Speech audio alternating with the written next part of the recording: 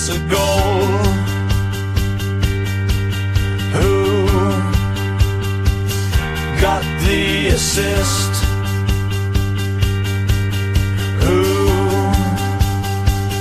got the assist?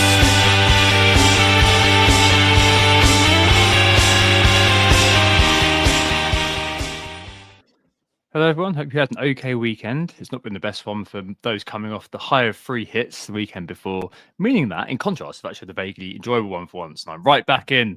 Here we are. All that complaining last week, Sam, may have been for nothing, but hey, let's see how it goes. Maybe I'll be back next week just like, oh no, it's bad again, Sam. It's all gone bad. Anyway, with the bank holiday hangovers, I'm sure by now cured by a lovely day back at work. We're here to provide a bit of further assistance as the end of the season draws very nigh indeed. So yeah, back into it. And as I mentioned, less sad this week. But I mean, I'm joined by Sam as always. But is this a universal feeling? Let's find out. You're right, mate. How you doing? Yeah, not too bad. I mean, outside of FPL, always all good, busy, and back at work today. So yeah, back to the old grind. But it wasn't too much of a bad distraction after another average at best FPL game week. I was hoping for a week more like yours, Tom, but only one of us was blessed with that sort of week this time round. We'll get on to that though, and we are talking today about a very interesting and quite fun subject. So I'm looking forward to this one. In the meantime, we are Who Got the Assist. On today's pod, we'll start off quickly with team updates just to remind you all how we're doing. One of us better than the other as of now. FPL Trolls is the highlight of this week, the thing we're going into the most. So we're defining what one is, and then coming on to the chat around it online recently, which has, of course, been a little bit more prevalent, I think, on social media, especially over the last week or so. So we thought we'd take a dive into the ins and outs of what makes an FPL troll, how to define, how to figure out what one is in advance, hopefully, and hopefully rid ourselves of them in the future. Then on to things like the game week preview, the knee jerk, like always. We're going to talk about whether or not it's time for Salah to say au revoir in our teams for the season. And then on to best transfers. KDB obviously on the radar for many. The Brentford boys and Forest will be the highlights you would think of best transfers, but there might be one or two others sneaking in there as well, since we're getting towards the end of the season and it's time for a few different punts in our team. On to bold claims, and then of course wrapping up with best captains. We'll also finish up with our teams and the transfers we're thinking of making. Obviously it's early days at the moment, but at least it looks like we've got the news that we were kind of waiting for, Tom, on the fact that we won't be getting that double game week in 36. Yep. So we can make transfers or at least plan them over the next couple of days. It is Tuesday, the 6th of May. Game week 35 is very much in the books, and some European ties, some very important European ties are going on in the midweek of this week. And we've got the Inter-Barca game going on in the background of this one. So well done if you're watching along live. It's looking like a good game, but we appreciate you being here. We try and make it just as fun. And yeah, of course, this morning we heard that there was no double for Villa Spurs, the game looking like it's being moved to Friday evening. And therefore it won't be a different deadline. We might get it moved forward like half an hour, but it will still all fit into game week 37 and game week 36 separately, rather than getting bumped forward to game week 36. So it shouldn't really make much difference, should it, Tom? Nope, not at all. Not at all. I think there are quite a few people who I think were hoping for the double. I think for you and I, without chips and with a fairly low stockpile of free transfers, we were much more on the side of, well, it'd be good if it didn't happen, just to keep it simple, I'm afraid. And I was quite pleased to hear that that kind of happened. And I think both United and Spurs playing on that Friday, assuming they both go through, of course, this week. Not that they're going to be on any FPL radars, but assuming they both go through, I think that's kind of the fairest possible outcome, really. They both have a very similar amount of rest. I think it's like kind of half an hour each way, which is not even Andy's going to whinge about, is he? Anyway, on to the game week reviews for the week just gone. I did switch up this week. I did put myself first, and well, here we go. I populated it with a decent score. So I got 65 this week. Most of it by mistake. I'm not going to lie. So I think probably the key difference, really. I mean, I captained Bowen. I know you captained Isaac, Sam, and they both got equal with the 9. Quite good that Salah and Bumo didn't quite get there in terms of catching up. Salah, a lot of kind of latent ownership. I think he was still over 100%. And Bumo with only that assist, that kind of an FPL assist, shall we say, for I think it was their second goal, maybe their third. Visser as well coming through with me with yet another goal and yet another bonus as well. So he's got 3 and 3 now. Looking very interesting indeed. But yeah, Bowen obviously the captaincy and Guardiola clean sheet at the back. But yeah, Cole Palmer effectively was the difference for me, I think, between what was going on. I put a post on Blue Sky actually on the day when the game reopened because it was absolutely mad. 3.2% was his effective ownership this week. And I'm not a review ultra, as listeners will know. And it's purely just through dint of having gone through that chip strategy like I did with the Gameweek 33, free hit and the 34, and just kind of playing through. That's the only reason my Palmer's still in my team. So he's a differential by mistake. And, he was, we'll talk about this much later, but he was well on the list to going this week, but now he's played himself into the grey zone of being actually probably a keep actually with Man United at home in Gameweek 37, where he's probably a really good captaincy shout in a bit of a strange week in 37. We'll come on to that later on. But yeah, 65 points overall, and I'm back up to where I started. So basically repaired the damage of last week's horrendous outcome. And yeah, again, kind of 30 points off the top 100k. So let's see, it's doable. I think I did it last year. I think I was in this very, very similar position to this last year. And I think I really needed a week like this where I was 20 points above the safety. And I was just quite surprised that it came through so quickly. But yeah, I think that Cole Palmer in particular is the person to thank for that. Along with obviously Bowen coming through was great too. But yeah, all smiles from me, which is very rare, very unusual. Is that replicated for you, Sam? Well, I was going to say at least one of us still has a hope of top 100k. So I've got all my eggs firmly in the basket of trying to give you sound FPL advice. Although the way my season's going, please don't listen to me. Go with the absolute opposite. I think we had three differences in our side outside of the different captaincy. Obviously, you've already mentioned that I captained Isaac, had a bit of a gut feeling. That gut feeling was actually incorrect. And I will obviously stand by that as well. I don't want to just brush over the fact that Isaac got a 9-pointer and therefore it was the correct decision. He didn't play well, and Newcastle second half improved but weren't amazing. So I think I got a little bit fortunate that there were 3 different penalty calls and one of them actually got given. At the end of the day, you do pick these players because they've got penalties as well, so it is a factor. So I will happily take that 9-pointer double to 18, but it wasn't a great game from him. Obviously, that was matched by Bowen, who I brought in for the hits, 9 points from him. And then elsewhere, the only 3 differences between my side and yours was I played double Arsenal defence, Saliba. You don't have a second Arsenal defender, so you started Livramento, got you an extra point there.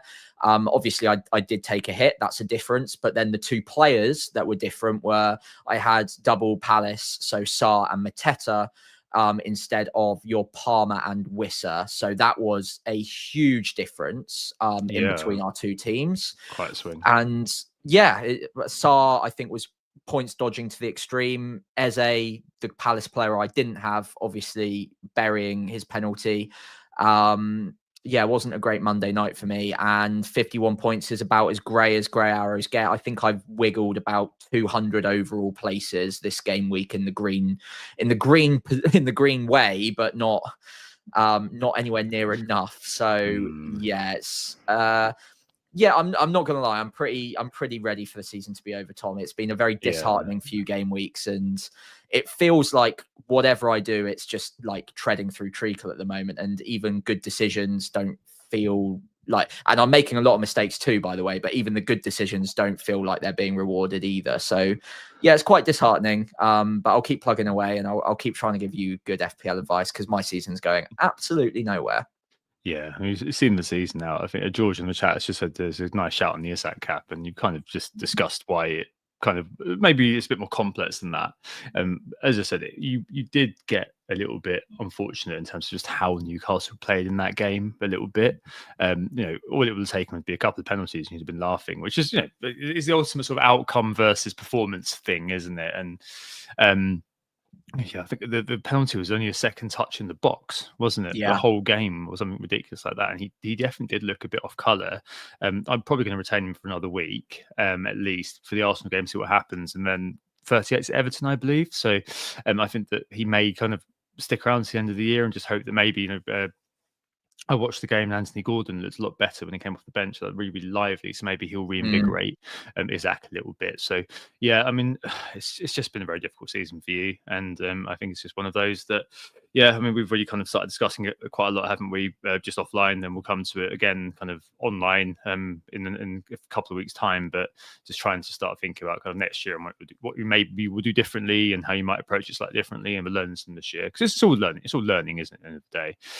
Right. Speaking of learning and speaking of trying to figure out do things slightly differently, this week we figured, last time we said, are we going to have some fun should we just have fun towards the end of the year of our season's effectively over?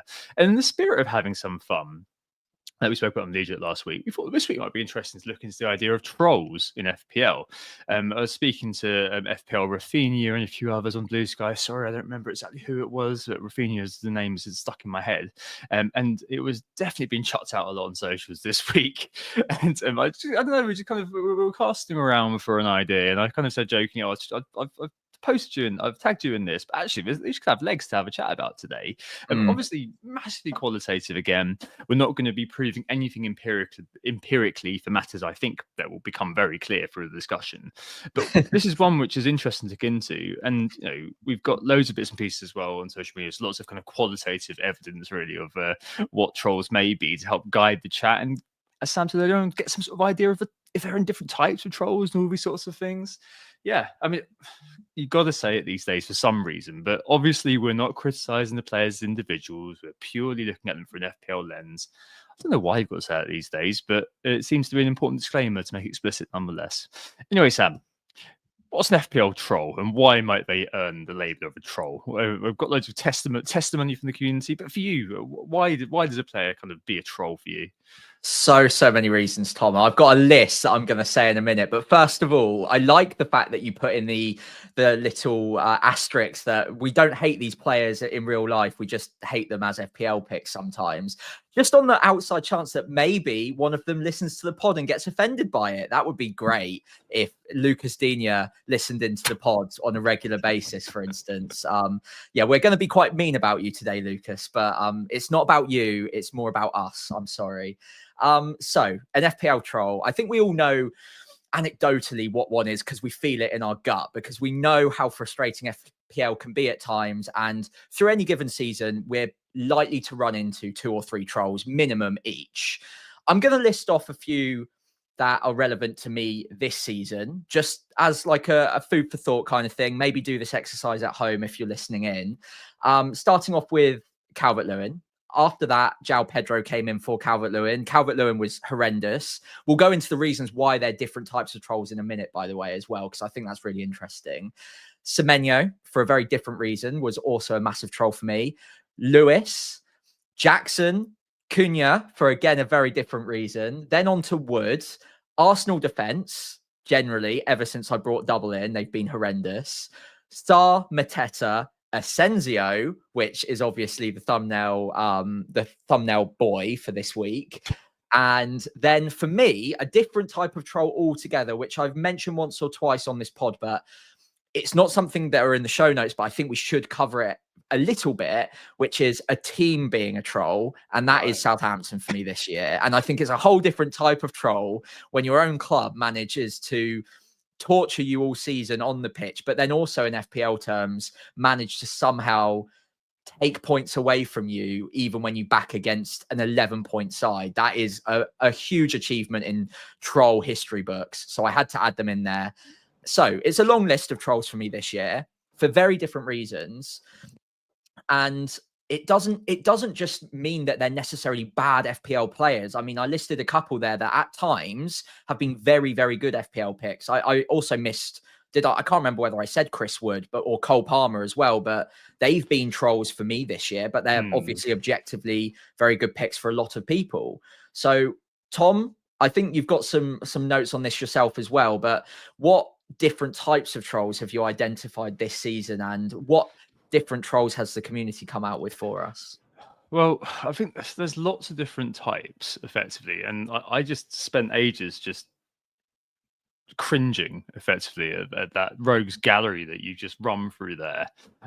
Absolutely, yeah, all of them deserve a place in the Hall of Shame for this season. But I think it's particularly, and you kind of touched on it very, very kind of lightly there in terms of the fact that these players are not always, unless their name's Dominic Calvert-Lewin, bad FPL. Yeah, I was going to say that's an exception. it's bad. just the case that they've in terms of your personal context, they've offended you in some way, and they've kind of marked their own cards as being trolls effectively. I do think that Luca Dean is the name that seems to kind of be passed down in FPL folklore for being the kind of troll. I don't know, I couldn't really figure out exactly why. I can't remember why, because it's been so many years ago. I remember the name, and I know there must have been loads of occasions when it must have been when he was at Everton. I remember him being very good over the one sequence when he didn't have any doubles or blanks, right? And we were all focused on the blankers and doublers, and then he went off and scored like 50 points in 6 weeks or something ridiculous like that, which may have been like the starter. And then maybe the next season we all got him in for the start of the season, and then maybe it must have kind of unraveled from there.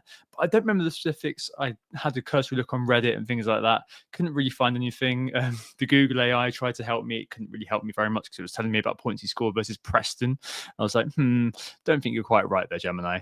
But yeah, I mean, yeah, all of those names have offended me in some way, shape, or form this year. And in terms of what we've heard from everybody who contributes to the thread, so thanks very much for that. There are some for this season. So friend of the pod, Dan FPL Gas, said Calvert-Lewin, which you'll definitely agree with, Sam. Another one for you. You mentioned him earlier on. Jamie said Semenyo. João Pedro was mentioned by 420, James, FPL Rafa, and Pete. So quite a lot of nominations for him. Oddman Out Cole said Palmer, Sarr from Grumpy Man, Jossie said that as well. Foden from Paul Jones, and George in the chat has just said that as well. Olmo said Virgil. James also mentioned Asensio, which is the obvious one. Rafa also mentioned Cunha for missing a lot of games due to his meltdown. Biardi said Watkins, never got him right this year. And even Mbumo has been labelled as a troll by FPL Argus for going off when many sold. So not many players are escaping the moniker this year. But what's really interesting as well is loads of people kind of brought in names from yesteryear. So Heskebo said Bruno, Dan FPL Chancer said Callum Wilson from years past. Barat said my first thought, which wasn't Luca Dean, it was Eden Hazard, which we can talk about. Jay said Edison. Lee Bishop said Martial. And Jamie said his namesake Jamie Vardy due to never getting him on time. And there are a couple more contemplative ones as well. So friend of the pod W said maybe the troll was me.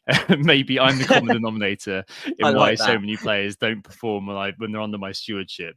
And FPL Greatest Hits, I didn't even think about this, said Pep Guardiola as a manager due to his innate unpredictability. So yeah, really interesting. And thanks for those contributions. It's just really interesting to see kind of who's got everyone's goat this year a little bit. I don't know, Sam. It feels to me from what you said and all things like that fundamentally there's a whole array of reasons why a player might be a troll, but just to kind of get some sort of idea of kind of the three different ways in which there could possibly be somebody like that, a troll. One is the troll of impotence, perhaps. There's maybe a touchy subject for some people, but anyway, some of it's about a player like not performing when the fixtures were there, and it's mostly in the short-term category. So Calvert-Lewin, Palmer, Sarr, and Foden would be kind of names that I put in that category. Other one's about the troll of patchiness, about timing. So Olmo said he got Van Dijk when Trent was on a mad one, and vice versa, and managed to miss all the points. So Van Dijk is a bit of a troll for him. Us with Wood, avoided him for so long, finally got him in, did bugger all. I did exactly the same with Jesse Lingard and Danny Ings in seasons gone by. Semenyo, when he had that long transfer fixtures and was a bit rubbish, when you benched him, and then there you go, he had loads of points all of a sudden, and lots of other longer term ones here as well. So as I mentioned, Bruno, Wilson, my man Hazard, Martial, all shouts to the player. You're not able to get the timing right when it comes to owning the player, and that amplified impact of them scoring when you don't own them and doing soddle when you do. And I think that the last one is there are probably quite a few players like this, but the troll of unpredictability, you can't figure out exactly when they're going to return.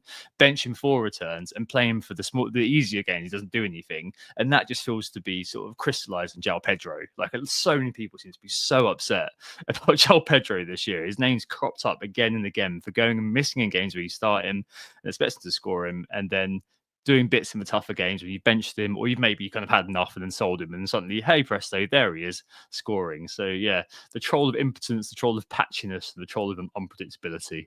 I think maybe those are the three that seem to be out there.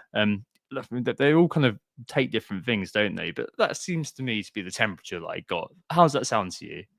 I mean, I agree on all of those points, and João Pedro sums up a lot of them all at once, which I think is very, very neat.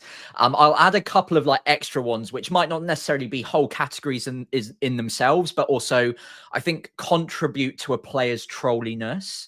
So X-Mins, obviously, that in itself is something that provides us with a lot of variance and a lot of risk in FPL. So if you, again, I kind of have in my mind someone like a Darwin or a Digne from seasons past as well, where they can be liable to getting brought off early. Like they will be in at times the strongest possible 11 for their clubs, but they're never so locked in that you would be massively shocked if they didn't start a game or if they got brought off early. Digne has never shaken that in whichever side he's ever been in, whether that's Everton, whether that's Aston Villa.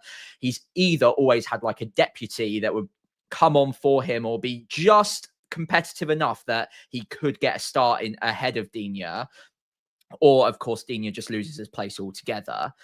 Then there's another one, which I would say is the disciplinary troll, or the negative pointers, actually, as a more general statement, which includes disciplinary. So you've got Cunha this season, you've got Semenyo for a whole roster of yellow cards week in, week out. You've got João Pedro, who also got sent off fairly recently.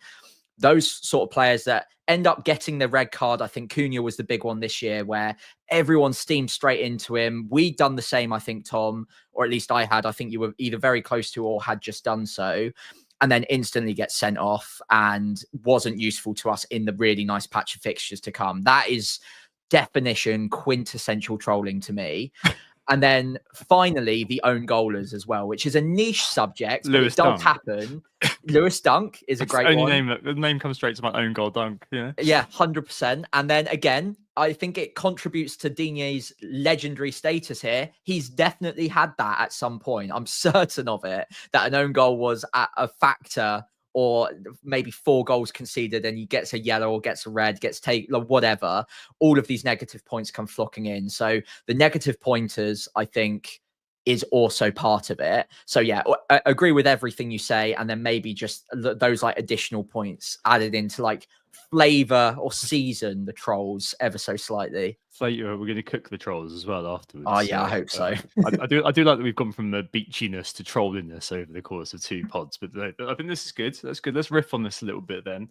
So you've got let's have a think about how we sort of diagnose these trolls and maybe how we cook them, season them, and basically get rid of them. but there's the first one. So the player who's not performing when the fixtures were there, your Calvert-Lewins, your Palmers, your Sars, your Fodens, the trolls of impotence. These ones are quite tricky, aren't they? Because at the end of the day, you found it with Calvert-Lewin, there's always just one more fixture, and figuring out the best time to pull the plug and kind of, I suppose, throw off. It's always better to be the guy or the person who sold early and then watch everyone else fail, or even better, be the guy or the person like I was this year. I was just like, I'm not touching Calvert-Lewin, no way, and watch everyone else go on Calvert-Lewin, which is obviously a source of great satisfaction for me, but chagrin for you. And so, I mean, with a player like that, Sam, I mean, from this year, what have you kind of learned, and how are you going to try to deal with that going forward? If you think, oh, hang on, this player, I think, is probably a bit of an impotent troll. Yeah, so this is a really good one, and it's actually in my notes for next season to remind myself of already. And I think it all comes down to the data here. So if you've got a player like a Calvert-Lewin, and I've also added Jackson to this, as well as Darwin Nunez, that we've all fallen victim to at certain times in the last couple of seasons, those players have Calvert-Lewin maybe to a lesser extent, but he also comes at a lower price. So I think that's fair. Have all at times had really good underlying data. And a lot of us have been tempted by that data, brought them in for that reason. And then they are, for at least a little while, maybe 4 or 5 game weeks in a row, underperforming that data quite considerably. Maybe they're just on a complete blank run, no goals in 3 or 4 games after you brought them in. And I think the difference between a troll and a player that maybe you should be a bit more patient on is, do they have a history of underperforming their data? With all 3 of those players, I think it's fine to go there in the first place and take a risk that the data could reflect an upturn in the future. But I think you should have a much shorter fuse for players that have a history of underperforming their data. You should almost give them maybe a 2-week, 3-week grace period at most before thinking, okay, this is just a consistent thing that they're going to continue to do. Whereas on the flip side of things, if you've got a player that historically performs level with their underlying data and has a fairly long track record of doing so, we're looking at maybe Mbermo, a Bruno Fernandes, a Haaland now as well, and they're underperforming for a little while, I think you can give them a little bit longer in your team before calling them a troll and saying, we need to get rid of you. Because actually at that point, I think they become a troll if you get rid of them, because they're always quite likely to start kind of moving back towards the mean, which is they tend to perform around the level that their data suggests they should. So identifying the players that have tended in the past to underperform versus the ones that perform pretty well versus their underlying data is where I would maybe create a view and create a sort of a troll-ometer on them to figure out whether or not they become the troll once you sell them and they start performing, or they are the troll for just being in your team in the first place because they do consistently return far lower than you'd expect them to. Looking at you, Darwin. Yeah, I know exactly what you mean. Like I think there's kind of 2 parts to that, aren't there? So Nicholas Jackson's, just kind of looking at it quickly, owned him from game week 2015 to 23. I think we both did around the same period, where they had a really nice run, Chelsea, throughout that entire sort of shebang, starting with a game against Spurs, where even at that point we were thinking, yeah, okay, let's target those guys. Went to game with Brentford, which he did score in, so like, oh, that's fantastic. After that, took in games against Everton, who were then struggling, like so Ipswich, Palace, who then were struggling as well, Bournemouth, Wolves, who were really struggling at that point, and then finally sold him just before he got an assist away against Man City. 23 points during the course of that run, and you're right that's kind of a player that perhaps we both should have kind of thought, well, it's just not quite working out, and a lot of that kind of does come from the eye test a little bit, perhaps. Some of the underlying data here is fine. It's not great, but it's fine. If you look at Bournemouth, for example, his XGI was kind of around the 1.4 mark, but he walked away with 1 assist. It is very difficult to know when to cut the cord with players like that, but sometimes you can get an idea. And I'm afraid my mind doesn't go back as far as game week kind of 18, 19. I don't know what the other options were out in the zeitgeist at that time, but I'm sure there were other players that we probably should have been looking at a bit more and thinking, you know what, this has not quite worked. We should pull the plug. With the longer term ones, though, I think you are probably right. Like Eden Hazard is probably the one player that I remember, or that I think of when the word troll's used, more than Luca Dean. I think I may have escaped that a little bit.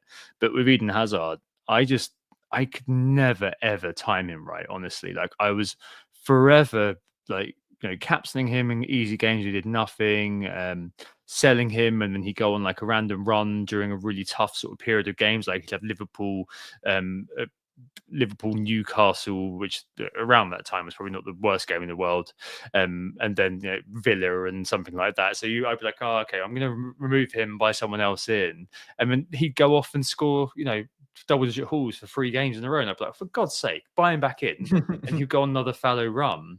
And I don't know. I think for me, he's one of those players that, he was one of those that you had to just kind of take the old sort of Leighton Baines approach, like never bench, never captain with Hazard a little bit. Just leave him there, and over the course of the season, he's very likely to accrue you around 200 points or so. Yeah, just don't mess with it.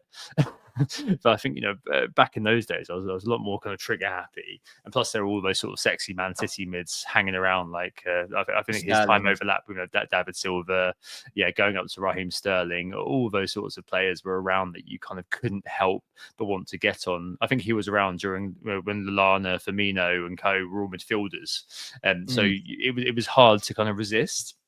I remember one notable captain one week finally got me above Nick, I think probably in the second season or something like that of WGTA, which is one of the only moments I actually got him. But the rest of the time, it was just me flailing around in the darkness, just trying to get onto him. And yeah, you're right. I should have probably left him in. So maybe there are some trolls who are just kind of the trolls of impotence. You want to just leave them. You want to just kind of get off as soon as you possibly can. Players like Calvert-Lewin, I think Foden's been talked about by Paul in the chat.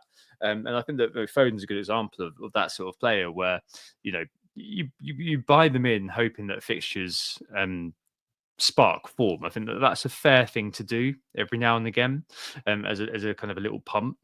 But I think that it's one of those, and I did do it actually quite quickly, but it's one of those where you really should kind of cut the cord if it's not really working.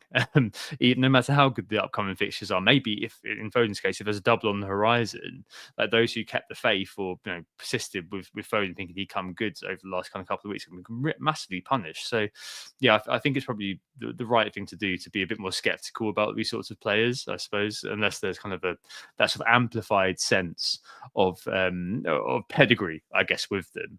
So yeah, that puts the impotence ones into the oven. What about patchiness? What's the bold truth here? Sorry, about these guys. So I mean, with Wood, for example, this year, I'm not talking about impotence, I'm talking about patchiness.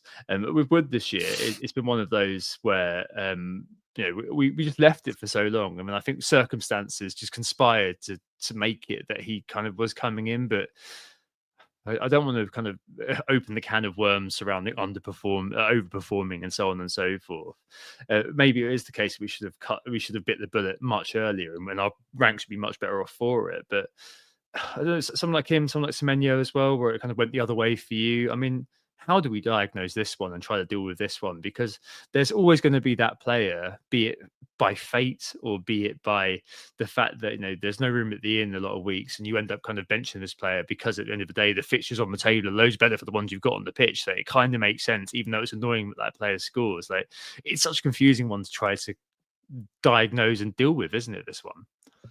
Yeah, this is the one that I think it's almost impossible to give a correct answer to, because it will happen to everyone at some point every season, where there's a player that seemingly for all of the world you wouldn't expect to continue this streak. Almiron is one that I always remember. I think Danny Ings was spoken about in the past as well, although I got on him quite early because I was a Saints fan and enjoying him scoring every week. But there's always one, and it's kind of the exception that proves the rule. There's always that outlier. And I go back to what I think it was Simon said on an earlier pod this season, that there is a player base of, what is it, like 1,000+ players? Yeah. There's going to be one that dramatically overperforms the data for quite a while. And there's also going to be several that probably underperform quite dramatically for quite a while as well. But who are we to say when that regresses back to the mean? Now, Chris Wood, there were other factors. Forest were flying, the system was working really well, and he was consistent. He was scoring consistently enough at a price point that was easy enough to get to, that we probably, looking back in retrospect, should have just been like, okay, how much damage is it really doing if I buy him now and he stops scoring immediately? Not that much. Especially because we probably both had Nicholas Jackson in our side at that moment. Then it probably made sense to just bite the bullet and go a few weeks earlier than we did.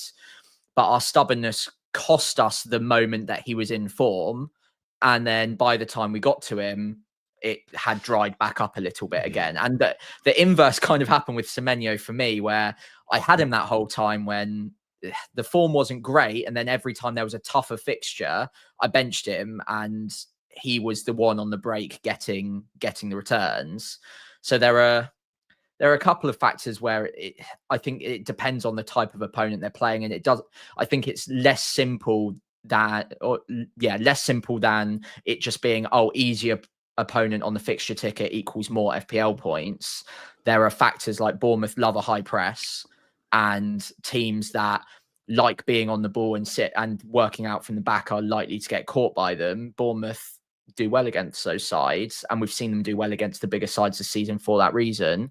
We saw it against Arsenal this week as well, even without Semenyo. I think he was benched for quite a while of it.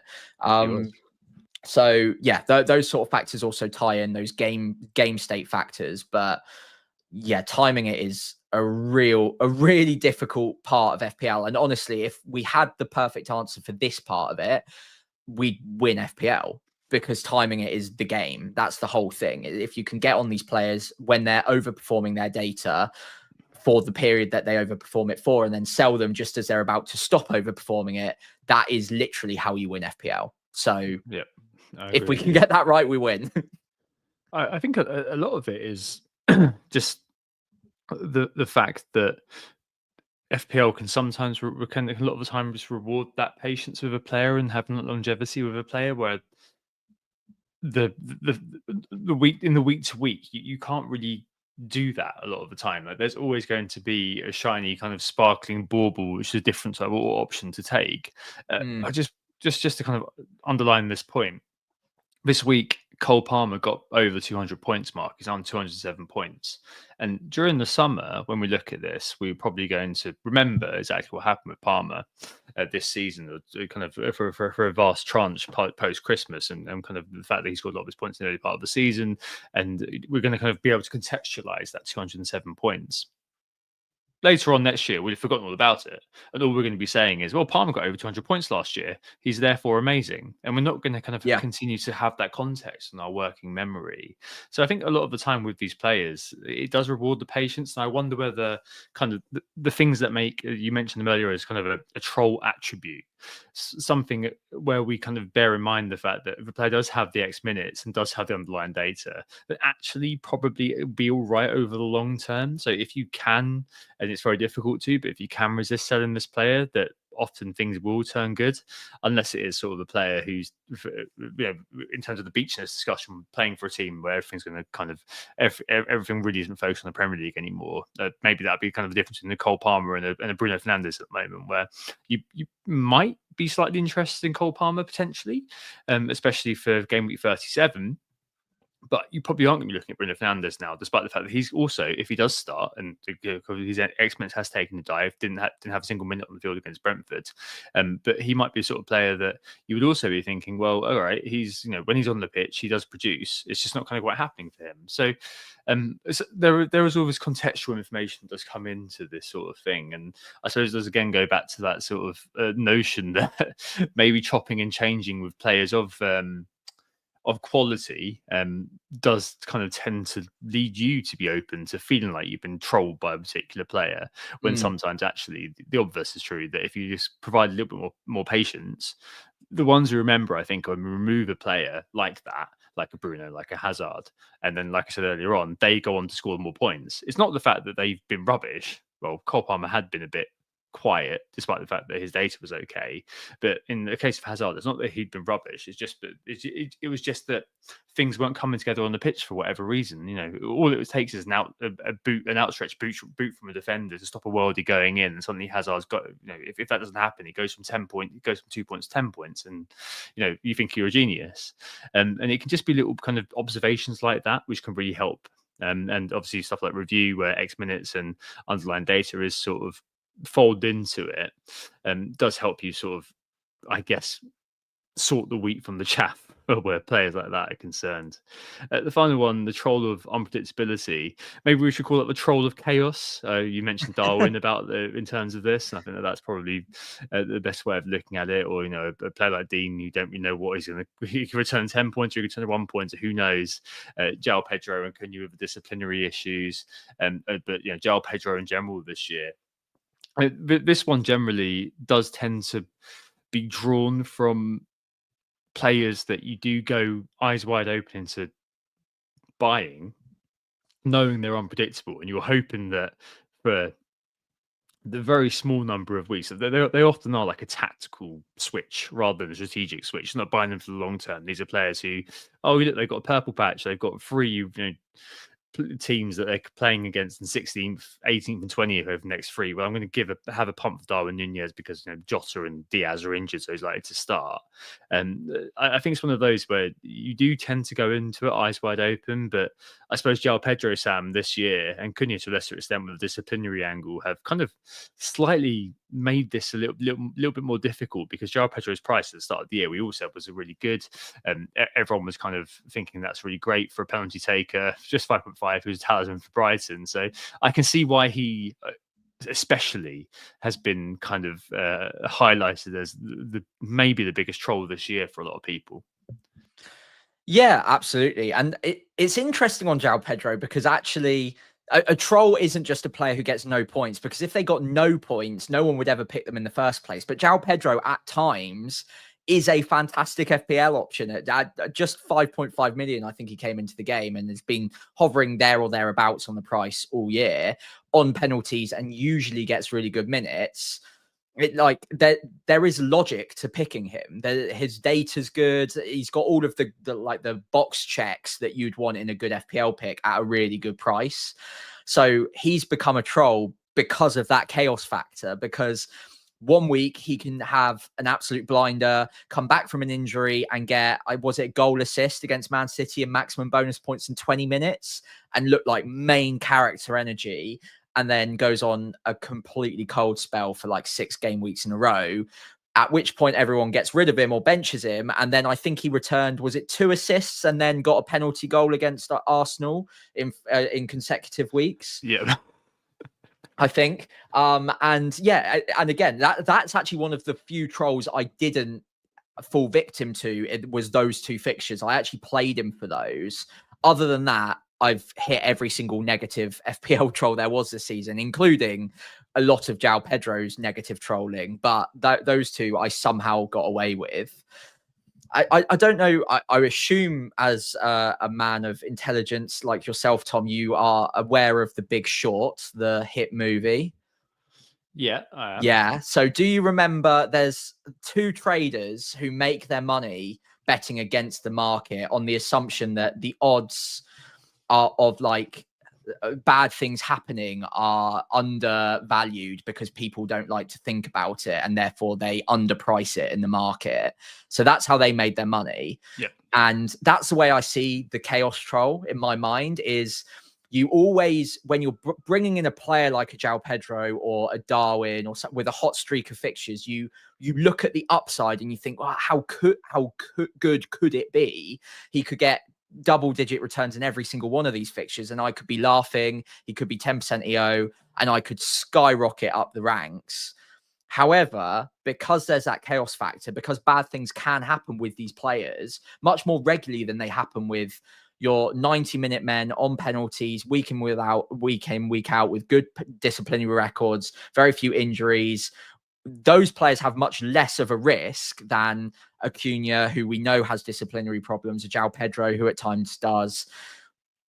We undervalue that element of negative chaos happening when the fixtures look good or when the player's on a bit of a hot streak. And I think that's something that I'm going to try to remember, that the margin of variance is wider on these kinds of players, where it can go very well because the upside's there, they'll be low owned and the fixtures are good, but it can also go even worse than you might possibly imagine for whatever reason. That could be injury, it could be disciplinary, it could be just other chaotic factors that we're not even imagining right now. And all of that is to say that you need a transfer to get there in the first place. And that transfer is precious, especially now that we can roll up to 5. Taking the punt on a player like that, it's not just the chaos of having him in that time. It's also the opportunity cost of what else you could have done with that transfer and maybe saved yourself an extra transfer down the line. Like with Cunha earlier on this season, we were both 2 transfers down and gearing up for a blank game week without him in our sides, because or at least I moved quite early on him, thinking, well, what's the worst that can happen? Well, the worst that can happen is he goes and plays petulance and acts like a child and gets himself sent off in the FA Cup. So yeah, I think underplaying the negative chaos is something that I'm going to try to avoid next year. Yeah, I think that's probably about right, isn't it? For this, I think it's difficult to control the troll team aspect of it, even though I really like that. I think it's just basically just if Southampton do come up again, give them a wide berth until Mourinho takes over, and then suddenly we can buy their defence. It turns Jack Stevens into Melito Mark II. But yeah, I I want to mean, be in that universe. yeah. I mean, I do think there's something in kind of the pedigree of the player and those sort of contextual factors about what you know about them, what they potentially can do, can't do. And no, the people do say sometimes, "Oh, these things even out."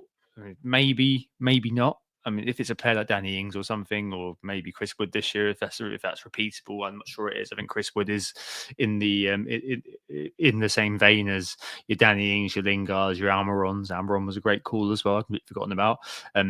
But other players like Cole Palmer, for example, I only by mistake this week, but it's worked out, and that's because the underlying data was good, and he's a great footballer. And I think he kind of said in the post-match interview, he didn't give a shit what people were saying about him. He just wanted to help his team or whatever. So, I mean, as you kind of nicely put it, the margin of variance is wider where the pedigree is lower, and you can't control the uncontrollable as well. In terms of someone like Cunha, like you can't.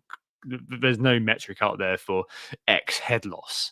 There's equally with a player like Asensio, no margin, no market out there for X missing 2 penalties.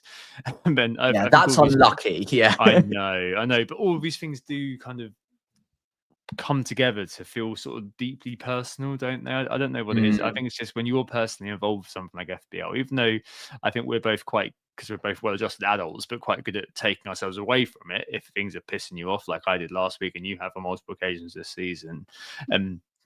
There's lots of key ways for players to basically troll. Actually, just as a closing thought, a friend of the pod, Simon March, who sadly isn't as part of the community anymore, did write about this a while ago. I found his article on the way home and highlighted while personal experience is important, it's important to be able to have distance from that feeling if players who are potentially in kind of the better pedigrees do crop up again as an option, so as not to needlessly limit objective options through intangible subjectivity. So trying to kind of ensure that, okay, this player annoyed me last year, but actually, João Pedro has a great run of fixtures, and I don't want to be that person who is going to be saying no just because he annoyed me a few years ago. I'm sure I did that with Jota in the past, and maybe I'd still, if no matter where Calvert-Lewin went, I think I'd still be kind of thinking, do I really want to take that leap? But if I had been, for example, annoyed by João Pedro this year, next year, I probably would still kind of think, well, he's on penalties. He is able to do X, Y, and Z. We know that there's a slight disciplinary risk, perhaps, but I think he's just such a good footballer. All these little kind of individual contextual observations, I think, can kind of help. And just trying to kind of maybe have a clean slate with some players, depending on that sort of North Star of what the pedigree is probably going to be how you ensure that, yes, okay, the margin of variance is going to be quite high with some of these players, but trying to make sure that you still remain objective, even though these players have quote unquote wronged you in the past. I suppose that's probably a good way of looking at it going forward, isn't it? Yeah, completely agree. And I think the pedigree word is absolutely crucial here. The bigger the data set and the more proof you've got that actually historically they are a good FPL pick, then the more you can trust them over a longer period of time and the more faith you can put into them not being a troll and being able to get back to their best if they are maybe in your team and not performing so well. And then obviously the inverse is correct. If they don't have that history of pedigree and being a good FPL asset, what's changed to make them much better all of a sudden? Is it just because they've got good fixtures? Yes, fine. If that's the case, then it doesn't mean you can't pick them, but maybe don't give them as much time in your side before deciding that actually they are just trolling you. And just be a little bit more careful on what the opportunity cost is on those types of players, I think. Yeah. Although Luca Dean is probably always going to be a no for lots of people, which is I kind of see why. Yeah, excellent. Well, we got a lot of mileage out of that. I'm surprised. But yeah, no, went deep on trolls. What else are you going to do on WTA? Right. Let's move to the game week preview then for the week ahead. Usual stuff. Knee-jerk best transfers, bold claims, best captains. The knee-jerk this week's an interesting one because I think neither of us have kind of expressed anything in this direction. But I've noticed that Mo Salah, Sam, is creeping up in the transfers out. 73,000 transfers out for Salah this week after the blank against Chelsea, and obviously the goal against Spurs. I think basically Liverpool wanted them to score. There's literally no doubt about it. They all seem to want him to get the goal for that game. But before that, quite a lot of sort of indifferent performances, apart from the Southampton game against 28.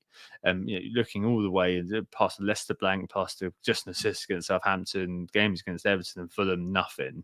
And perhaps with Arsenal up next and then Brighton Palace, some people are kind of feeling the pinch and thinking, well, De Bruyne's kind of out there, an interesting pick. Yeah. Maybe that this is now the time to go against, and the effective ownership, as the Surge notes on Planet FPL, is very low this week comparatively when it comes to Salah, around sort of the 120 mark. I look at the next few weeks, Sam, and think, well, maybe game week 38 against Palace, that he's captainable. I actually think this week he's very captainable as well, by the way. But other than that, maybe you'd be thinking, well, all right, I want De Bruyne. If I hear De Bruyne on Saturday morning or Saturday afternoon through leaks is going to be fit, maybe Salah's the way you go. So I don't know. Could Salah be on his way out, Sam? Is there any mileage in selling, do you think? It's possible.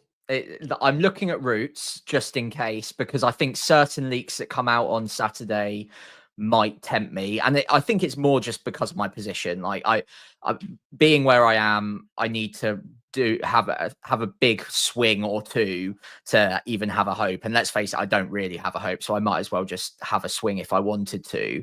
I have talked about playing sensibly and playing in a logical way, though, so I don't want to just bin off Salah knowing. And we've talked about trolling. He's been a little bit cold recently, but he is, I would say, the undisputed king of FPL. He will come good.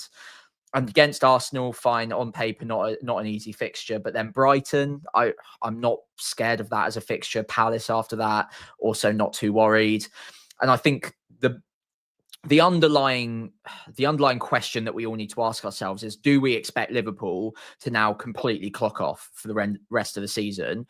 Or was Chelsea more of a blip where, okay, they've been partying all week, they've maybe just not had their eye on the ball with that game, and Chelsea are bang up for it because they really have to fight for that Champions League spot. They'd been training hard all week for that exact match. Obviously, they're in the Europa Conference League, but let's face it, that wasn't the sternest of tests. So you'd think they massively had a focus on this fixture. And Chelsea also played really well. Liverpool rotated. Are they going to do that every single game between now and the end of the season? Probably not. They might do it a little bit, but I can't imagine they'll be quite as cold as they were against Chelsea. So I still think Salah gets 2 or 3 returns between now and the end of the season. It's whether or not you think a replacement could do much, much better. And if that replacement is someone that you plan on captaining as well, then I think it can make sense. So De Bruyne would be the obvious one. But you could also use it as a double swap to downgrade Salah quite considerably and upgrade a striker to Haaland if we hear that he starts against Southampton. And that could be 2 different quite aggressive moves that could get you away from a very high EO player. Obviously, it's coming down, but it will still be around 100%. And if you're going aggressive, then you've got yourself a ready-made captain if you hear that Haaland or De Bruyne start. And okay, Haaland will be a -4 for most people, might even be a -8 for some. But if you're really chasing, that Southampton fixture's got to be tempting. I actually don't personally think Haaland will start, but we'll get a leak, you would think. Yeah. So if that is the case, then it's going to be really tempting to make that move and kind of bet against Salah for a 3-game week period in the hope that someone else can take him on, especially if you're looking at captaining that player. So basically, long way of saying I don't think it's crazy, but he's also a very good hold. He'll never not be a good hold. It's Mo Salah. Yeah, I agree. I think that one, he's effectively a dead spot if you're not captaining over the next 2. I think in 37, the fixtures aren't that great for a lot of basically a lot of it. So maybe that'd be the week that you'd be kind of holding on potentially, and maybe even captaining against Brighton. I'll probably go for Palmer because I own him, for example. But Like Isaac, who's a captaincy candidate, has got Arsenal away. Maybe one of the Man City players against Bournemouth at home. So if you swaps of Haaland and Fair, Bumo and has got Fulham at home, etc., etc. So the next 2 weeks, I think you've got to just look at him as being like 100% owned player in your team. There's basically a write-off as an individual. So you're down a slot, and that makes a lot of sense if you are chasing massively, or you're wanting to just kind of take a bit of a risk just due to the position you're in, just to make things a tiny bit better. For me, in the messy middle, I think I'm just about in that messy middle again. I don't know. I think it might just be a case of kind of just not messing with it, just because I don't really want to do it right now. With KDB and Haaland, it's also worth mentioning that if Haaland's playing and KDB is playing, that KDB won't be playing the same role as he has been playing recently. So I don't know how that's going to affect KDB's output. But you'd imagine Haaland be good. Is Haaland going to get the whole game against Southampton? Probably not. And it's Southampton at the end of the day. They've been a troll team. What's he going to do? He's going to blank. And KDB's going to blank. We know it. So what are you doing? Yeah. Don't go there. But yeah, I can completely 100%, all joking aside, see why you maybe keep Salah. I think this weekend's Arsenal is actually a pretty good game for Liverpool and him. Really, we'll see what happens on Wednesday, obviously.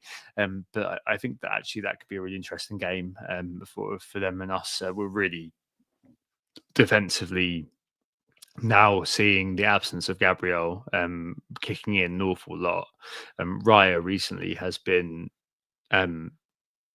he's gone down a rung basically in terms of the goalkeeping elite, the goalkeeping tiers. I don't know what it is. He's been playing like he's a little bit off it. I don't know whether that's just because of lack of reassurance of Gabriel versus Kirior, but he's been a little bit poor recently. And Saliba, obviously, with the uncharacteristic mistake a couple of weeks ago. So I don't know. I kind of feel like it's not knee-jerk to sell. But equally, it's not a bad thing to hold. And I think that, it depends on your risk appetite. If you want to just kind of consolidate, then fine, just leave them in there.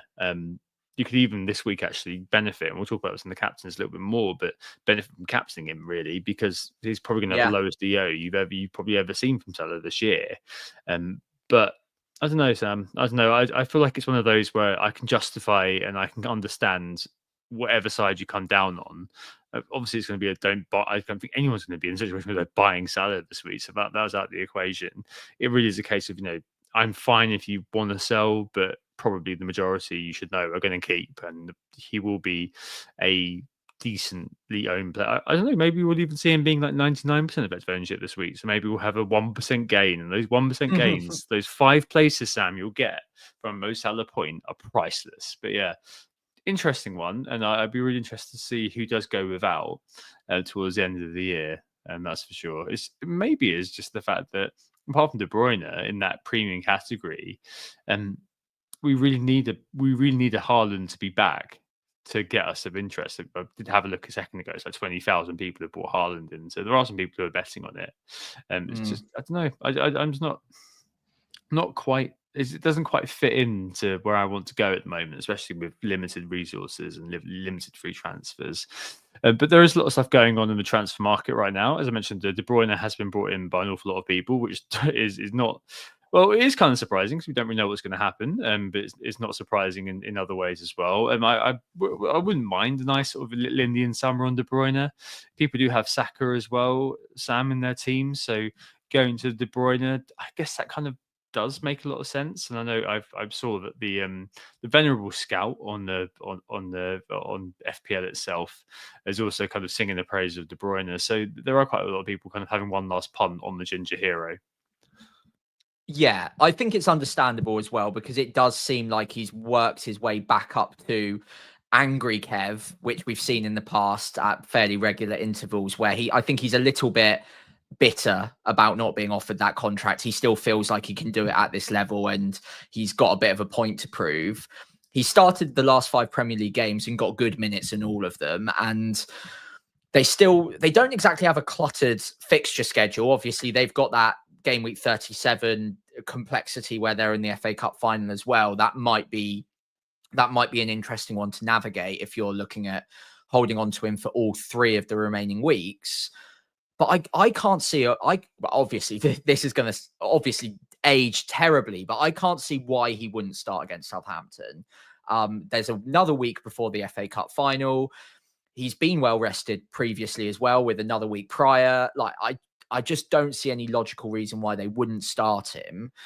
And then it will probably be a case of he will start one of the FA Cup final or Bournemouth at home, which would be his final home game for Man City.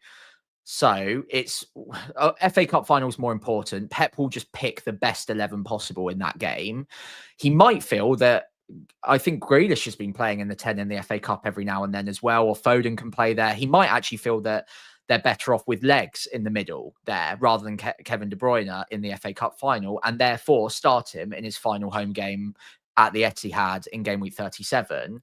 But what I would say is, if you've got a couple of transfers spare, or you're going really aggressive and you don't mind taking a hit or two, you could have a bit of fun with that position where you go Kevin De Bruyne, Southampton, over to Palmer, and then over to Saka against Southampton in game week 38. And that's actually a really easy, obviously it's not easy, it's 3 free transfers, but it's easy in terms of the logical pathway, and it attacks fixtures with a really high upside player each week. So I don't hate it. And I think this week he makes a fantastic transfer in. It's something that I'm looking at, and I'm trying to work out different combinations to get there. That doesn't rip apart my side. A lot of them involve selling Salah, which I'm uneasy about for obvious reasons. But it depends how aggressive you want to go, really. And I'm surprised he's so highly bought in already, considering that we are quite likely to get a leak. So if I'm going to make that move, or any Man City move, it will be in the last 20 minutes before the deadline, because I'm confident that there'll be something coming. Yeah, I am very interested in the idea of, I've got 2 free transfers at the moment. I'm very interested in doing Kevin De Bruyne to Palmer, Palmer to Kevin De Bruyne back to Palmer, and then Palmer back to Saka. 100%. I'm very, very interested in doing that. As just one of those things that you do at the end of the season, because sod it, there's no time left to be worrying about these things. And I think you're right. 37, I think it's a bit of a write-off, really. I'm not really interested in owning him for that, because I simply don't know. So it would be very much 1 week thing. If we did hear he started, I'm sure it would be at 1:22, or maybe 1:29 p.m. And but I think I'd be really interested in doing. I'm not sure I'll captain him though. We'll talk about that in a minute. In terms of players who I would captain, the Brentford boys are being brought in again, even more. Visser by 130,000, the underrated pick. When do we stop saying he's underrated? When is he just rated? 130,000. I think this is the week. Yeah, there's only so many times you can hear he's underrated before you think, actually, no, I think he's probably a bit rated now. And Mbumo just overrated. Behind him, 130. No, he's not overrated yet, Sam. He's not overrated yet. He's not Manchester United Football Club quite yet. But yeah, both of them I think are quite logical picks. And Chris Woods from Forest being brought in by 80,000. Not been a bit topsy-turvy since he's come back from injury with a goal against Spurs. But I mean, it was Spurs. But other than that, his underlying data's been all right. And Elanga as well, a cheeky little pick. I was thinking of bringing him in this week, but it's very much, if I'm doing it, I think I'm going to probably get De Bruyne just for that week, just because. Talk about those contextual factors, Sam. Hudson-Odoi is out, and Elanga did have a bit more chalk on his boots than he otherwise would against Crystal Palace on Monday night. So I'm a little bit less interested in him. You really want him in that sort of central roaming role, and it's just not happening quite without Cho and with Anderson being played, or Dominguez being played, and all that sort of jazz. So yeah, quite a lot going on there. And in terms of transfers out, yeah, usual stuff. Saka being sold by a lot of people, Murphy being sold, didn't get to 55 minutes, Diaz didn't play, and Mateta's been sold as well. Get your take on Mateta, Sarr as well, who does kind of feature in terms of the transfers out. It's their time, isn't it, to probably go, those two? I'm a little bit worried I'm about to get trolled if I sell them. I'm not going to lie, because Spurs coming off the back of Europa semi-final, where they're going to throw everything at it. I'm a little bit worried that I'm going to sell them and they're going to haul in a massive way against a rotated Spurs side. So I'm a little bit hesitant, but objectively over the last few weeks, especially Mateta, the signals are pretty weak now. He's not been in great form, honestly, since the injury as well. Which maybe I should have factored into my thinking a little bit more. He has shown moments of actually looking quite good in the semi-final of the FA Cup, for example. He looked phenomenal, and he scored that great goal. I think it was against Brighton as well. So he's had moments, but not blockbuster. The XG's taken a bit of a dive, and the minutes as well, which is the crucial thing here, have also taken a dive, as well as he's lost penalties seemingly. So I think there's enough going against Mateta that he can be a sell. And even if he did return against Spurs, I'd still feel pretty comfortable with the logic, knowing that I've brought in someone with, well, either Wissa, maybe Wood, maybe Cunha, maybe Watkins. Any of those also have great fixtures between now and the end of the season. I could make peace with that move either way. With Sarr or with Eze, if you've got Eze, I'd be loath to sell them. I'm more so with Eze for obvious reasons. He's been in fantastic form, but Sarr just feels like I'm about to get trolled if I sell him. Like, he's been objectively brilliant recently. Like, he's in great form, like on the eye, absolutely sensational recently. Obviously, FA Cup semi-final, brilliant. And then against Forest, I thought he was brilliant as well. He was unlucky not to return. So I'm a little bit worried about getting rid of Sarr, but if it's for the right player, I could be convinced. So there's one combination of moves that I think involves selling Sarr, and it gets me up to Kev for a -4. And I think that would be downgrading. It would have to be Isak down to Wissa. And I think I've got 0.1 to do that. So I imagine by the time we get to a point where I'm able to make that move with early team news on De Bruyne, I'll probably be priced out of it by that point. So it might not be an issue for me, but I'm much more inclined to sell Mateta than I am Sarr at this moment in time, based on all of the subjective, intangible kind of factors that we've seen. Yeah, just I don't know. He seemed fairly anonymous in the game on Monday night. I had it on the background, so I didn't watch it in great detail, but yeah, certainly. Yeah. Okay, great. System manager this week. It has not fallen well for those who still have the system manager in their pocket. I think you really are looking, because it's just the bottom three, I think, who do count as table bonus. I don't know if Spurs versus Palace does. I don't think it does. So yeah, it really hasn't fallen very well at all. For those who are looking, no, it doesn't. So playing assistant manager this week in the table bonus, I think you pretty much just chuck it on Pep, don't you, against Southampton? Just hope for a big bang. Maybe a Nuno versus Leicester, but I don't know. It feels, Sam, like, yeah, you just kind of take the 10, 11, 12 points from Pep and move on, don't you? Yeah, and at risk of being trolled by Southampton yet again, if I had assistant manager, that is 100% where I'd be putting it. I do like Forest at home to Leicester, but I can see a universe where Forest just haven't looked that brilliant recently, and the teams do hate each other. There is a rivalry there. So if Leicester are ever going to up their game a little bit off the back of a win as well. So again, it was against Southampton, but it was still a win. Their tails might be up a little bit. Yeah, Vardy's looking for his 200th goal. All of these like annoying little narratives are just itching away at the back of my head, and I think I think just City away at Southampton is just too screamingly obvious for me to go against. If I did have it, I wish I had it. I don't. So if you do, yeah, it'd be Pep for me, 100%. Yeah, no, fair enough. I'll get your analysis of my team later on, whether it's worth doing the De Bruyne move, because there's lots of ramifications of that. But yeah, if you're not interested in what I'm doing particularly, don't worry about it. That'll be at the very end. Next up, bold claims. Nothing happened this week with that. We've gone down a percentage point in terms of the hit rate. We're now 1 in 5. It's fine. 1 in 5 sounds all right. It's nice and round. I went Jacob Murphy, double-digit haul. I benched him, and he came off on the 55th, 56th minute. And Yeah, I feel pretty good about it because I benched him, so that's absolutely fine. I did have a bit of a gut feeling he'd do well in this one, and Newcastle really disappointed me. So, Yeah. yeah, I'm glad I benched him in the end. Yeah, I had 30 plus goals this week. I think I fell short by 3 or 4. I think it's Mm. 27 goals scored. I think we needed a 3-2 in the Palace, 3-2 plus in the Palace Forest game. And from the first 10 minutes, I could tell that wasn't going to happen No. at all. It was very, very bad. Right, and for the week ahead. Yeah, so I'm going on the note of the Forest game. I'm going with a double header because it didn't feel bold enough to just hope for a Chris Wood blank. So I've also added on to that Leicester will score against them as well, just as a little sweetener to make it bold enough, because we all know Leicester don't score many goals unless the team that they're playing is someone that I'm bench boosting the goalkeeper from, or it's my own club, Southampton. Yep. So yeah, Wood blank and no Forest clean sheet for me.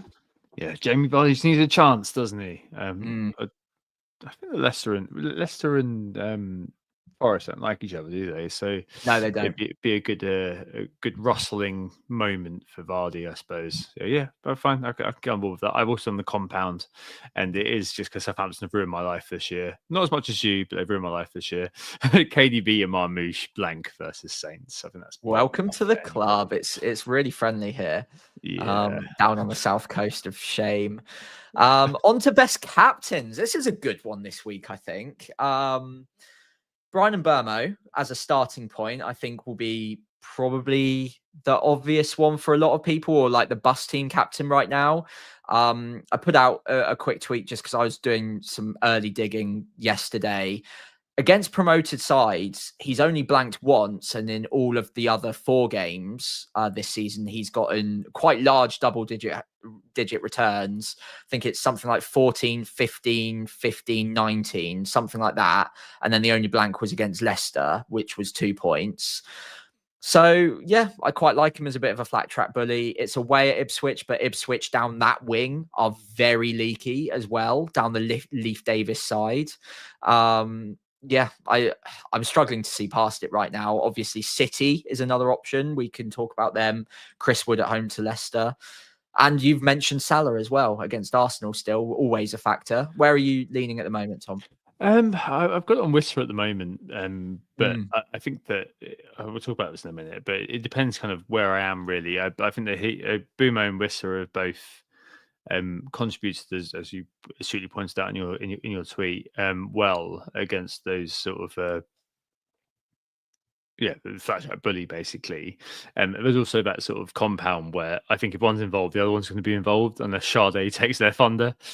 So Yeah, no, I think that Bumo is your sort of high floor captaincy this week, and I'm fairly sure he's going to be occupying probably the top of the podium actually in terms of the effective ownership this week. Yeah. But the good thing is that you're still going to gain from captaining him. You're not going against like a Salah or something. You're probably going against you're probably going with 140% owned captain. So there's still quite a lot of gain in going with Bumo this week. So it's one of those where last week I think it was truly an open sort of split. This week I think that most of the consensus is going to align behind Bumo. So I think it's one to really think about depending on where you are, where you are going to be rocking the differential captain, or whether this week actually there's enough mileage in going with the chalk one. I think this week there might be enough mileage in going with the chalk one. I do like Visser actually. I think he's in he's in a good form, in inverted commas at the moment, and his XGI is really bloody good. Last game against United, he registered an XG of above 1.2, which just underlines kind of how he's been doing over the last little while. 4 goals in 4, 5 returns in 4 as well, for whatever that's worth. And it just really seems like he and Brentford have got the bit between their teeth and all that sort of thing. So I quite like either of the Brentford boys, and I think that's absolutely fine as a captaincy shout. Elsewhere, Woods or Elanga versus Leicester.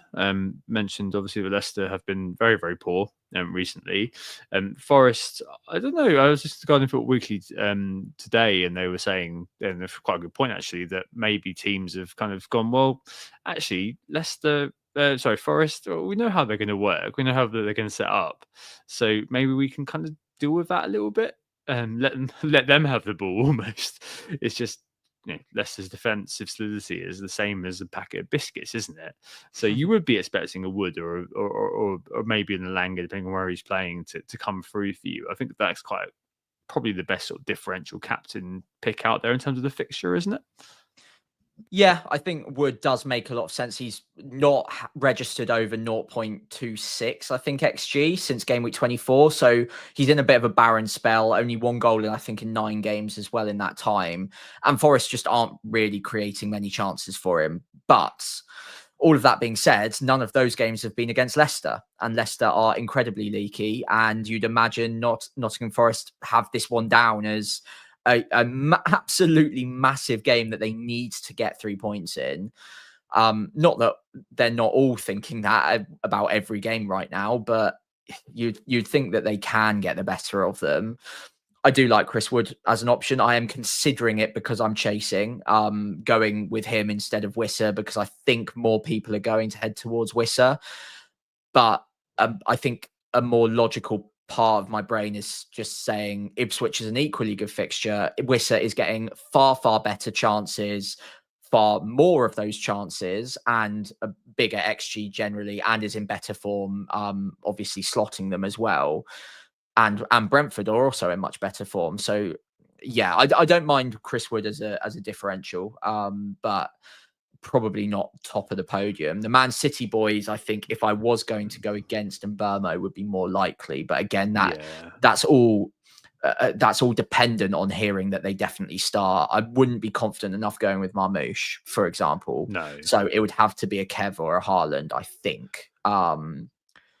Maybe Gvardiol wouldn't be the craziest thing ever. He's got my advice. Yeah, if he's left back, genuinely, he'll be playing in our half, playing probably in our box for a lot of it.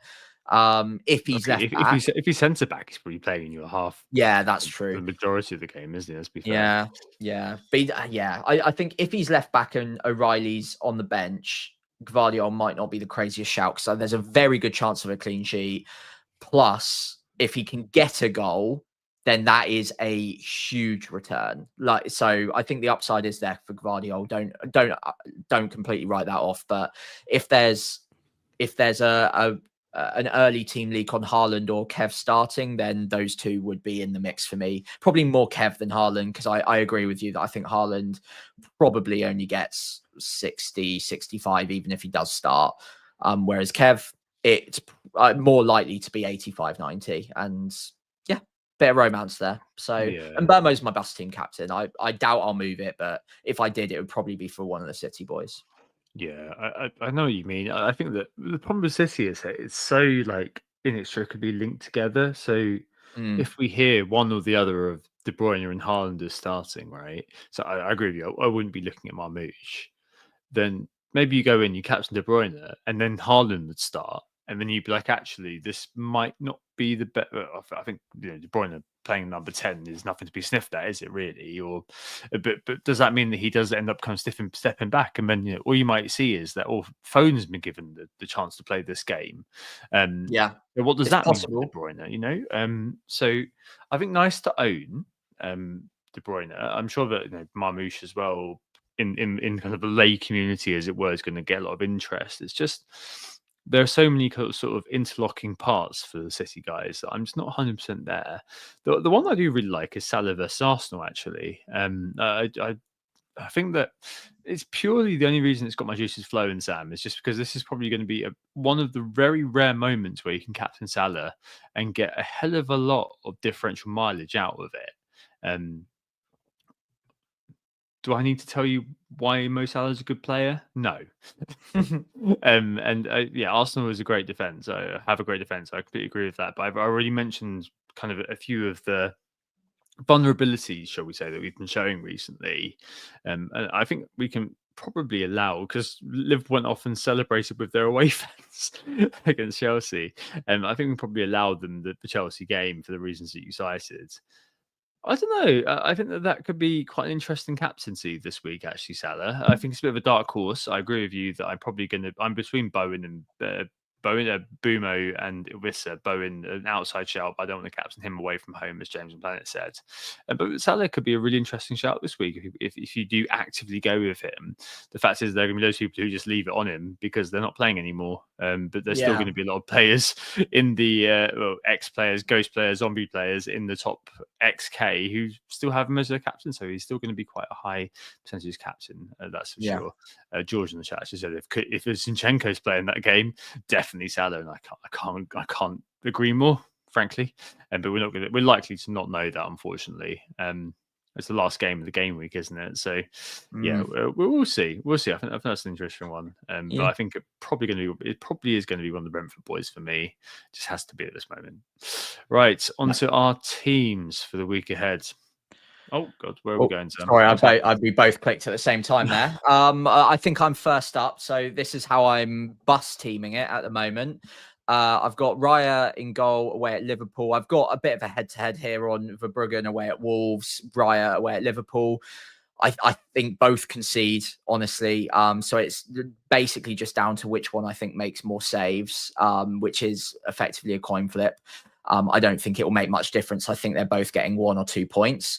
In defense, fairly simple. Gvardiol, Munoz, and Milenkovic. Milenkovic at home to Leicester. I'm really hoping for that Thunder Bastard header. That would be amazing.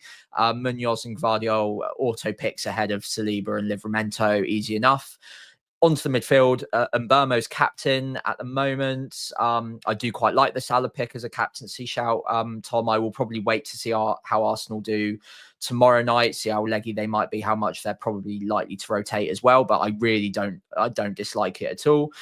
Rounding off the midfield, it's Bowen away at Man United and Sarr away at Spurs, who I do feel will rotate or be at least a little bit leggy. So I don't mind that.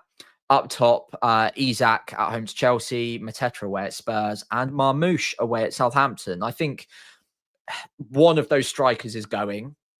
I'm not 100% sure which. I think if budget isn't a problem, then it's probably Mateta out for Wissa. But I'm not completely against selling Isak for Wissa or doing a double swap to bring in another striker, either Wood or Cunha. And then I'm also leaving myself open at this point in time for a Kev or a Haaland, just basically like mapping out a route to get there if I get a last minute leak, and I'm very confident on it. So Haaland would probably be Salah and Marmoush going, and I'd probably go for a Sharda, someone like that with Haaland up top. I might not even make that move if I do hear Haaland starting, by the way. And then the Kev route would probably be Salah, or it could be Sarr and Isak for Kev and Wissa, I think just about. But I think I'll probably be out of budget by the time we get to the deadline for that. So I think most likely it's no hits, but 1 free transfer, Mateta to Wissa is probably the simple move that makes my team look fine, if nothing special. Yeah, I think it's fine. I think kind of benching Saliba and playing Raya makes a lot of sense in terms of that. And yeah, I do think that late information for you is going to be so important. Honestly, I don't know. Even though from your perspective, having Salah is just basically a downside mitigation. I like that. I kind of like the game against us for him almost. And it kind of feels like one of the moves where you're taking out Mateta does feel like the best way to go here, and especially if you're incurring the hit for bringing in a Haaland for like 60 minutes, but then you've still got Mateta, and even though it is Spurs, I think that Palace team, as you said quite last week in the Beachness pod, their entire focus is going to be on basically not getting injured so it can play in the FA Cup final, isn't it? Which is going to impact how they play, indisputably. I think everyone's going to be kind of talking me out of that perception. So yeah, makes sense. Yeah, I think I'd be leaning towards the simple, keep it simple, 1 transfer route with Mateta maybe going keep Sarr because of your conviction there, and bench Saliba, play Munoz. I think that's fine. I do think that's fine. Mateta for Wissa would be I think perfect, really, for me there. I keep it Yeah, I simple don't and disagree. just go that way. I don't see anything else wrong with that. Yeah, agreed. One final note. It's been mentioned in the chat. I do quite like Cunha for the rest of the season. I think 3 good fixtures, and if I felt like there was a hope of me getting to 100k, I might be a bit different there and go for Cunha.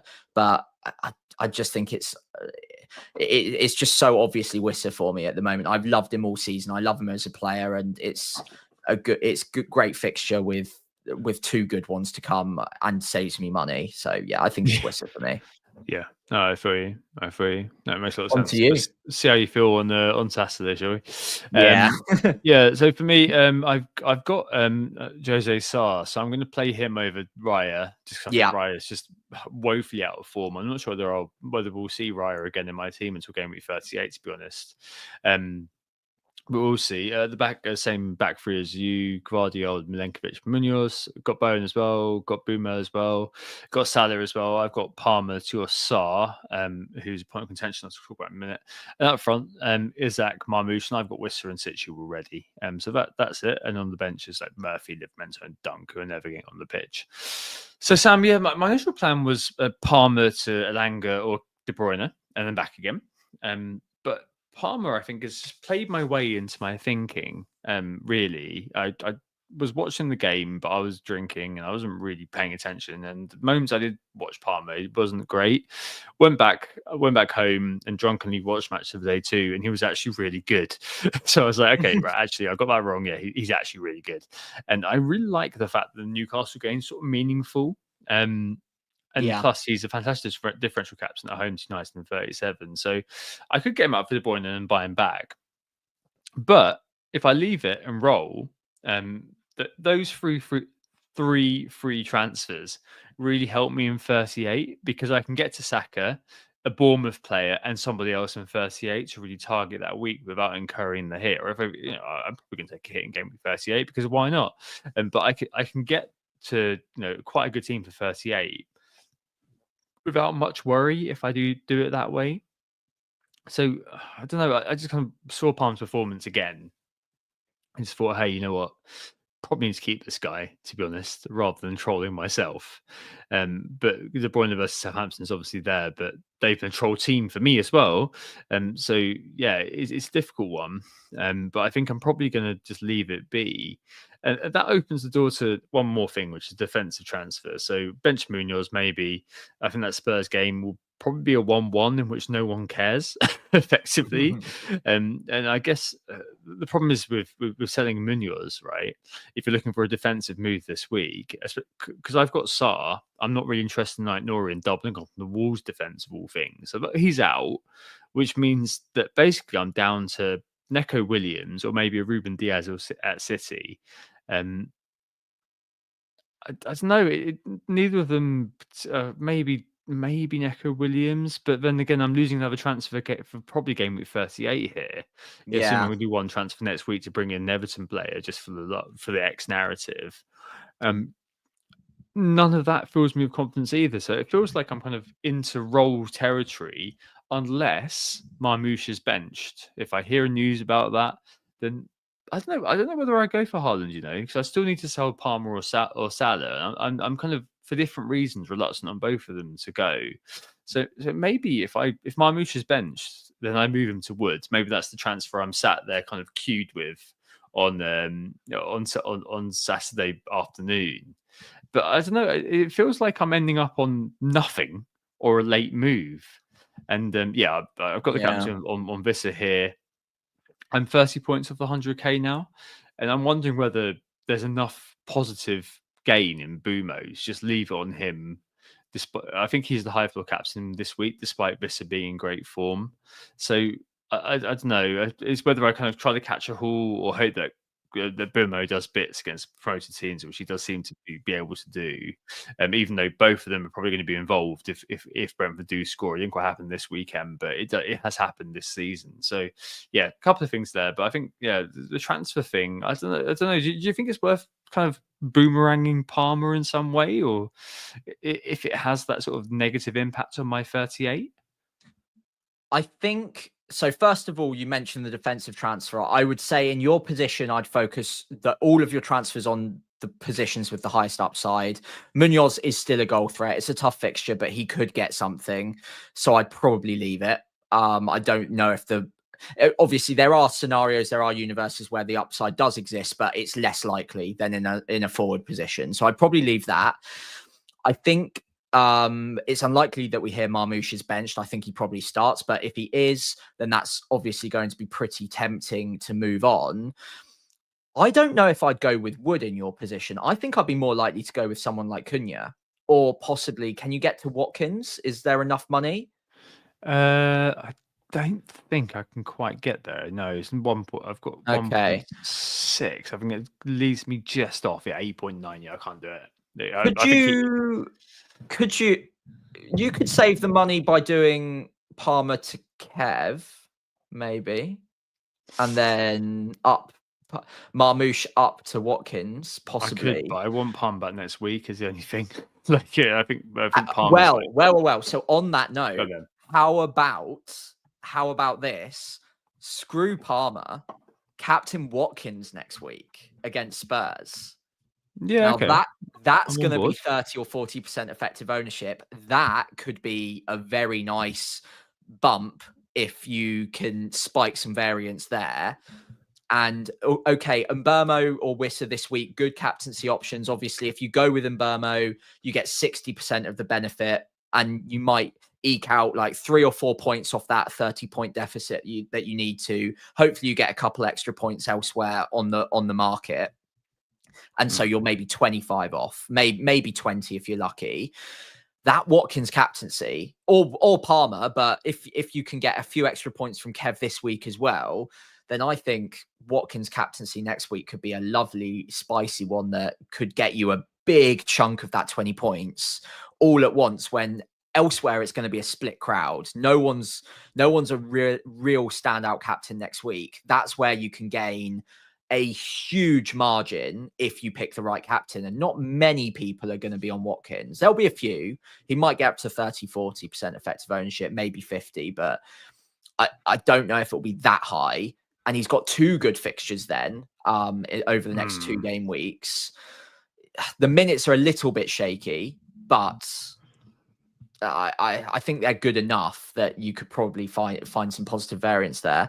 Just one to think about. I think in your position right now, I'd keep my powder dry if I can.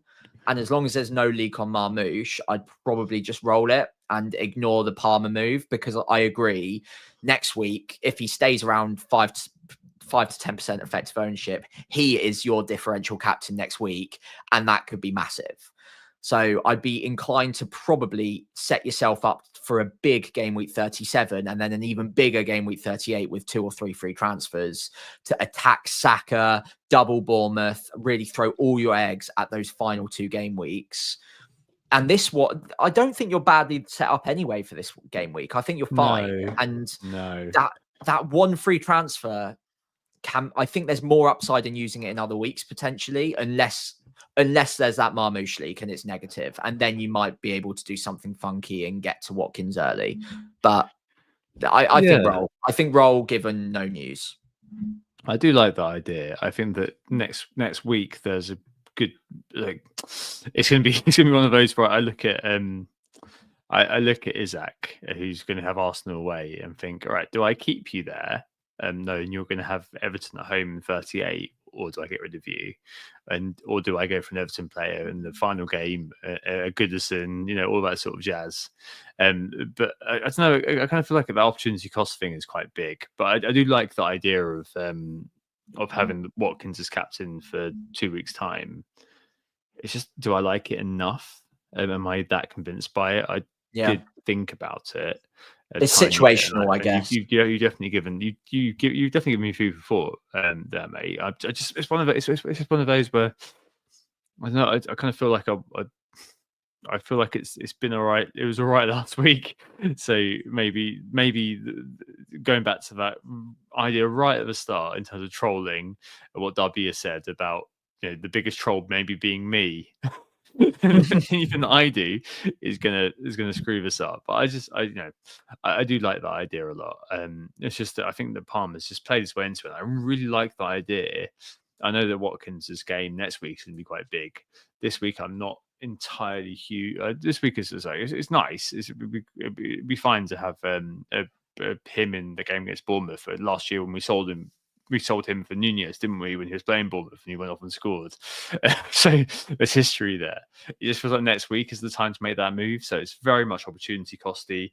The defensive transfer, now I've spoken about it and you've mentioned it, it just doesn't feel worth it. So yeah, it just feels like another kind of hold fast, and maybe I just keep calm on Captain Boomer and just go for it. The Marmouche bench can be pretty huge. Really, I don't really know what I'd do in that situation because I don't really want to make another move on top of it. Maybe I just do some sort of game week 38 proofing, getting your man Ross Stewart, 4.4 starting striker, getting Mr. Elanga from Forest. So I've got loads of money in the bank and take it from there and go through 5-2. I don't know. Who knows? But yeah, no, thanks, mate. That's quite helpful, actually. I've lots to think about, but we'll see what we come to on Saturday and see if I've got the wherewithal actually to be looking at my phone at that point. Do message me if anything happens. But yeah, thank you. Very helpful. No worries. Well, I think with that, it brings us to the end of the pod. It looks, Tom, like we've missed an absolute belter of a Champions League semi-final, but I will be going and watching the highlights now. But thank you all so much if you've been watching along live. We really appreciate it. And if you're listening along the next day, hopefully you enjoyed the Champions League and then also had the treat of us the next morning as well. And thank you very much for staying with us for over an hour and a half of your time. As always, we were Who Got the Assist. You can find us on Blue Sky at WGTA or FPL Pricey, WGTA_FPL on Twitter or FPL Pricey on there for me, Instagram or Threads, WGTA.FPL, FPL Pricey again for me. If you did enjoy the pod, if you could please do one or all of the following, including following us on the social channels I mentioned, giving the pod a 5-star rating, whether that be on Spotify, iTunes, wherever, or of course, leaving a like and hitting subscribe on YouTube is greatly appreciated as well. Thank you very much. Yep, thank you very much for listening and watching. We hope you think about Trolls and the game week ahead. We'll be back this time next week. We're back next week for our anti-penultimate pod of the season. Yes, only 3 to go. We'll see you next. It's Tuesday, not Thursday. It's Tuesday. Oh, it's a goal. Who got the assist? Who got the assist?